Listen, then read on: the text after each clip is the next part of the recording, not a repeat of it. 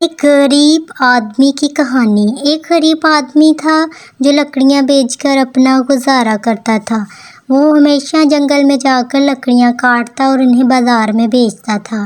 ہمیشہ کی طرح ایک دن جب وہ جنگل میں لکڑیاں کاٹنے گیا تو جاتے ہوئے راستے میں اس نے سوچا کہ آج تو خوب سارا پیسہ کماؤں گا۔ جب وہ لکڑیاں کاٹ رہا تھا، لکڑیاں کاٹتے ہوئے اس کی کچھ چمکتی ہوئی چیز نظر آتی ہے۔ وہ جا کر دیکھتا ہے تو سونا ہوتا ہے۔ وہ اسے اٹھا لیتا ہے اور دوبارہ اپنے کام میں مشغول ہو جاتا ہے۔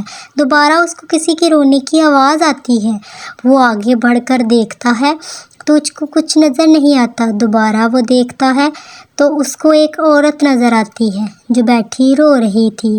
وہ عورت بڑی پریشان تھی۔ وہ آدمی اس کے پاس جاتا ہے اور پوچھتا ہے، اے عورت، تم کیوں رو رہی ہو؟ وہ بتاتی ہے کہ میرے پاس کچھ بھی نہیں ہے۔ اس کے بعد وہ سارا سونا اس عورت کو دے دیتا ہے۔ وہ عورت اس کا شکریہ ادا کرتی ہے اور وہاں سے چلی جاتی ہے۔ وہ آدمی بھی پریشان حال وہاں سے چلا جاتا ہے، لیکن دل میں یہ خیال کرتا ہے کہ میرے پاس تو اتنا زیادہ سونا مجھے مل گیا تھا، لیکن میں نے اس غریب عورت کی مدد کر دی۔ کوئی نہیں، مجھے اور مل جائے گا۔ جب وہ گھر جا رہا ہوتا ہے، دوبارہ واپس اپنے گھر پہنچتا ہے تو آ کر وہ کیا دیکھتا ہے کہ اس کا گھر تو سونے کے سکوں سے بھرا ہوا ہے۔ وہ خوشی سے اچھلنے لگتا ہے کہ اتنا زیادہ سونا! یہ سونا اس کی ایمانداری کی وجہ سے اس کو ملا تھا، جو اس نے اس عورت کی مدد کی تھی۔